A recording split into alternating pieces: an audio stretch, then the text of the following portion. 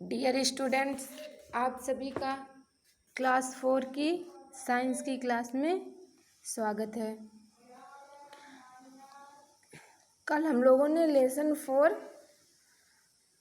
पढ़ा था जिसका नाम था विभिन्न प्रकार के जंतु। इसमें हमने जंतुओं के वर्गीकरण के बारे में भी पढ़ा था। इसमें पहला पॉइंट था अंडे देने वाले जंतु। अंडे देने वाले जंतु के अंतर्गत हमने पहला पढ़ा था पक्षियों के बारे में, और आज हम पढ़ेंगे उसी के अंतर्गत कीड़े मकोड़े। देखिए लिखा है, सभी कीड़े मकोड़े अंडों से जन्म लेते हैं। सभी कीड़े मकोड़े अंडों से जन्म लेते हैं। कीड़े मकोड़े किसी सुरक्षित स्थान पर अपने बच्चों को जन्म देते हैं। ये बच्चे पूरी तरह से विकसित कीड़ों से थोड़े भिन्न होते हैं।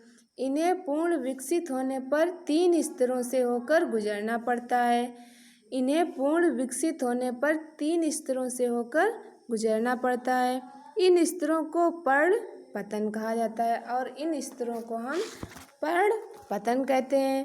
पर्ण पतन का अर्थ है शरीर की पुरानी त्वचा गिराना। पर्ण पतन का अर्थ है शरीर की पुरानी त्वचा गिराना। अन्य कीड़े जैसे घरेलू मक्खी तथा तितली चार जीवन दशाएं जैसे हैं अंडा, लार्वा, प्यूपा, वयस्क से गुजरते हैं। ये कीट जन्म के समय रेंगने वाले कीड़ों जैसे दिखाई देते हैं। इनकी इस दशा को लार्वा कहते हैं। जो कीट जन्म के समय रेंगने वाले कीड़े जैसे दिखाई देते हैं तो उनकी इस दशा को हम लार्वा कहते हैं। लार्वा भोजन प्राप्त कर तेजी से विकसित होता है। लार्वा भोजन प्राप्त कर तेजी से विकसित होता है। कुछ समय बाद यह भोजन करना बंद कर देता है और स्वयं को एक खोल में छिपा लेता है। कीट की इस जीवन दशा को प्यूपा के नाम से जाना जाता है। कीट की इस जीवन दशा को हम प्यूपा के नाम से जानते हैं। प्यूपा के फूटने पर इससे युवा कीट का जन्म होता है। जब प्यूपा फूट जाता है तो उससे युवा कीट का जन्म होता है। अब पढ़ेंगे नंबर गा। लिखा है रेंगने वाले जंतु। रेंगने वाले जंतु जैसे सांप, छिपकली, कछुआ और मगरमच्छ आदि भूमि पर अपने अंडे देते हैं।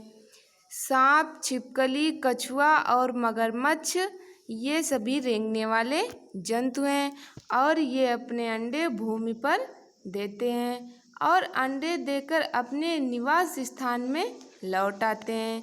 इनमें से कुछ अंडे देने के बाद कभी वापस नहीं लौटते।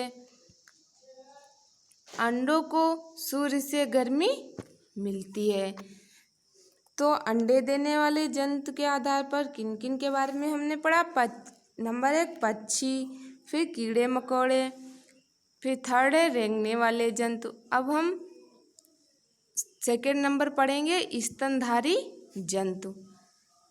ऐसे जंतु जो पूरी तरह विकसित शरीर के रूप में बच्चे को जन्म देते हैं व उन्हें दूध पिलाते हैं स्तनधारी जंतु कहलाते हैं। स्तनधारी जंतु किसे कहते हैं? ऐसे जंतु जो पूरी तरह विकसित शरीर के रूप में बच्चे को जन्म देते हैं व उन्हें दूध पिलाते हैं, उन्हें हम स्तनधारी जंतु कहते हैं।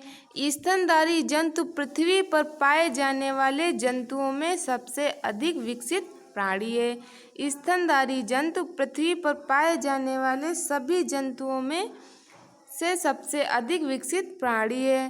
कुत्ता, बिल्ली, गाय, बकरी, मनुष्य, घोड़ा, हिरन, हाथी, शेर, भेड़ आदि सभी स्तनधारी जंतु हैं। गाय बछड़े को, बकरी मेमने को या पिल्ले को जन्म देती है। इन सभी में मनुष्य सबसे विकसित प्राणी है। स्तनधारी जंतुओं में निम्नलिखित गुण होते हैं। नर और मादा स्तनधारी भिन्न भिन्न होते हैं। अधिकतर स्तनधारियों के शरीर पर रोए मतलब छोटे छोटे बाल होते हैं जो इनके शरीर को गर्म रखते हैं। स्तनधारियों में मादा बच्चे को जन्म देती है।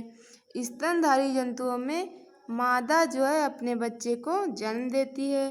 कुछ स्तनधारी जैसे व्हेल मछली आकार में बहुत बड़े होते हैं। कुछ स्तनधारी जैसे चूहे बहुत छोटे होते हैं। अधिकतर स्तनधारी जमीन पर रहते हैं। बंदर और गिलहरी पेड़ पर रहते हैं। व्हेल और डॉल्फिन मछलियाँ पानी में रहती हैं। चमगादड़ हवा में उड़ने वाले स्तनधारी जंतु हैं। सभी स्तनधारी लंबे समय तक अपने बच्चों की देखभाल करते हैं। माता बच्चों को दूध पिलाती है, वह उनकी सभी सुख सुविधाओं का ध्यान रखती है। माता पिता दोनों ही वयस्क होने तक बच्चों की देखभाल करते हैं। अब आप सभी इसे ध्यानपूर्वक पढ़ेंगे। आज की क्लास में बस इतना ही। Thank you class.